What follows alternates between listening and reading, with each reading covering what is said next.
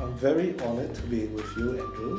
Mr. Andrew Vine is the founder of Insight Bureau. We met through you helping on the Asia Inc. Forum earlier this year in identifying one of the most popular speaker by post conference analysis, Dr. Aisha Khanna. Yes. Terrific job she did. You are in one of the most unusual profession that I have come across. Linking speakers with events, with businesses. You are the facilitator of storytelling, aren't you? Version 1 of your life was in The Economist.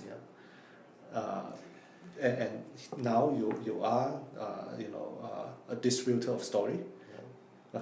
Please, I would like you to explain yourself much better than I can.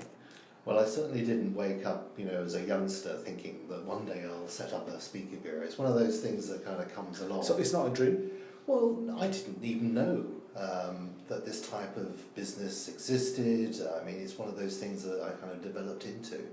I think, when I was young and I was doing my A-levels in England, I started to get interested in economics and politics and general affairs and business. Right. I did economics and maths and whatever, did an economics degree at university. So I like to say that I've always been interested in what's going on in the world and what makes the world go round. But I've also been the kind of person who's always been, a communicator and someone who likes to share ideas. And I've done a number of things in my life which have tapped into those skills of communicating and influencing others.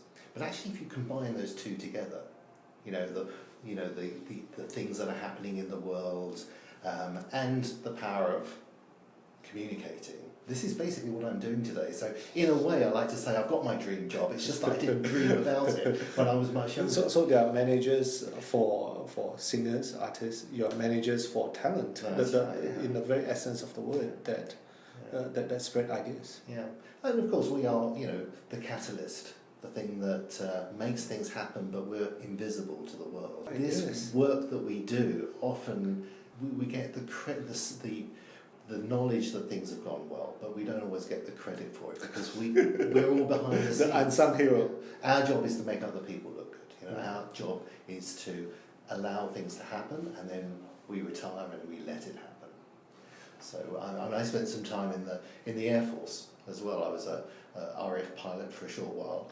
And RAF pilot. Yes. Actually, what does it mean? Like you do acrobatic? Well, I like to say I flew, but unfortunately I flew badly and I didn't continue the training. So I did go solo in a jet and whatever. But it's the business that I'm in. It's very much like fighter control.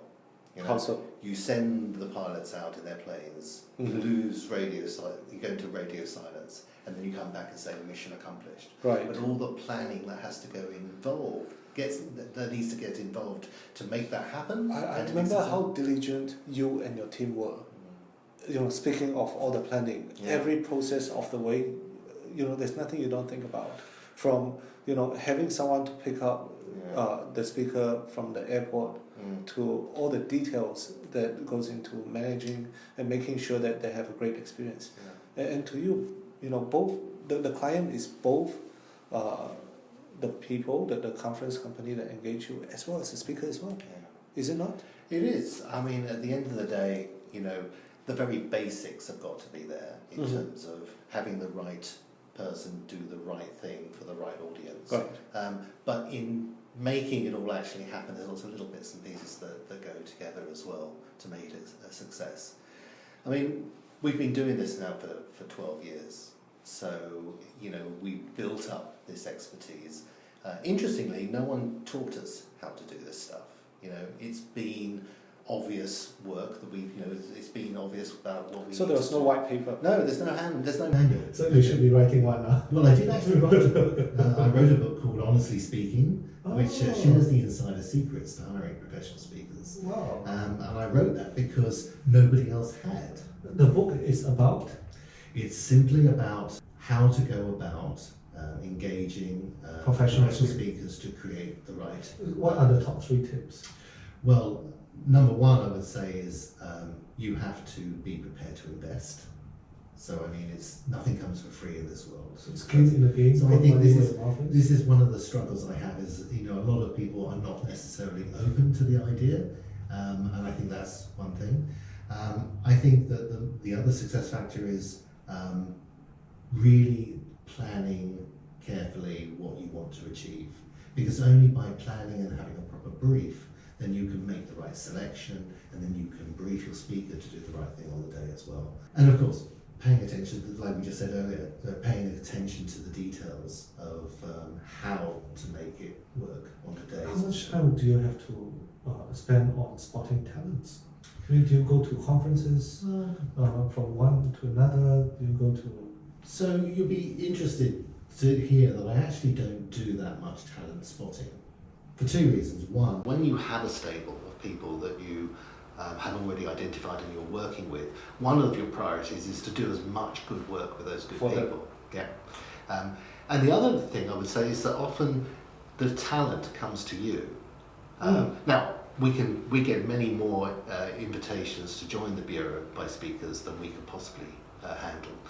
So we have to have some kind of vetting system. Yeah. But a lot of the time, the people I take notice of are the people who have been recommended to me by people I trust and respect. And they are probably the best in their field. Yeah, and just what other speakers say to me, look, I've just seen this other person speak and he's dynamite, you must hire him.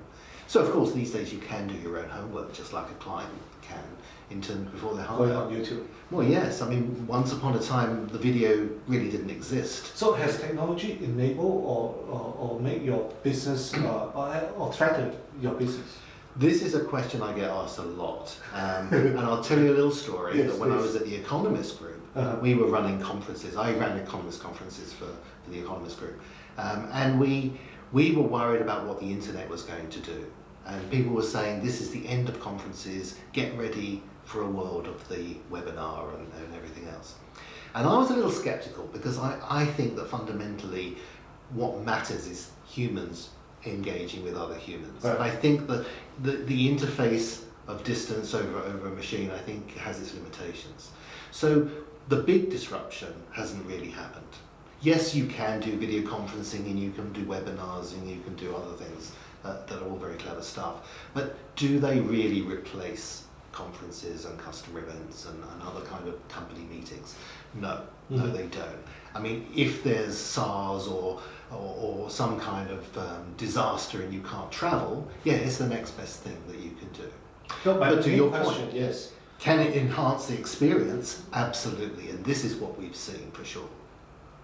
So it enables you, as an event organizer, it allows you not only to do some clever stuff on the day using technology in terms of screens, lightings, video and stuff like that, but it also allows you to what we call tentpole.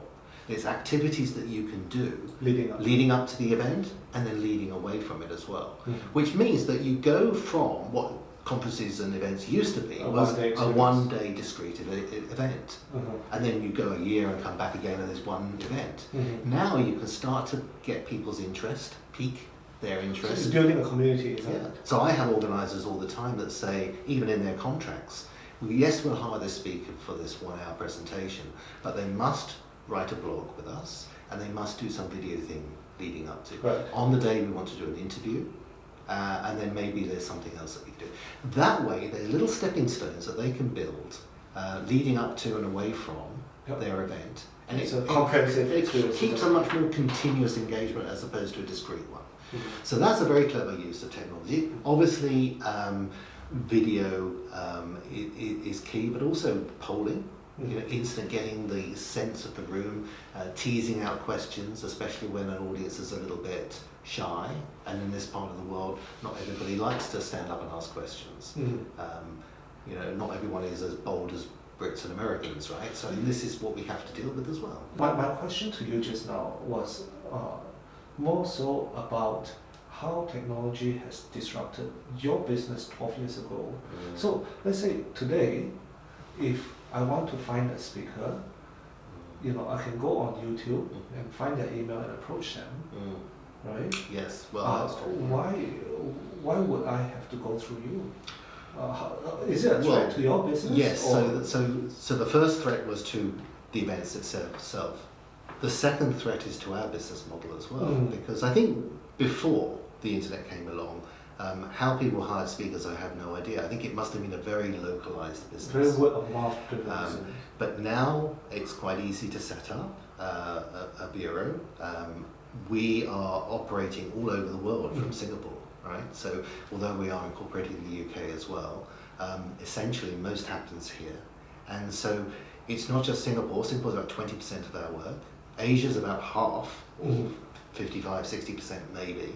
And the rest is Europe, North America, Middle East, all over the world. And we have the ability to do that and to be everywhere now thanks to the web. Right. Of course, all our competitors can be here too. This is the way it works, right? It works both ways.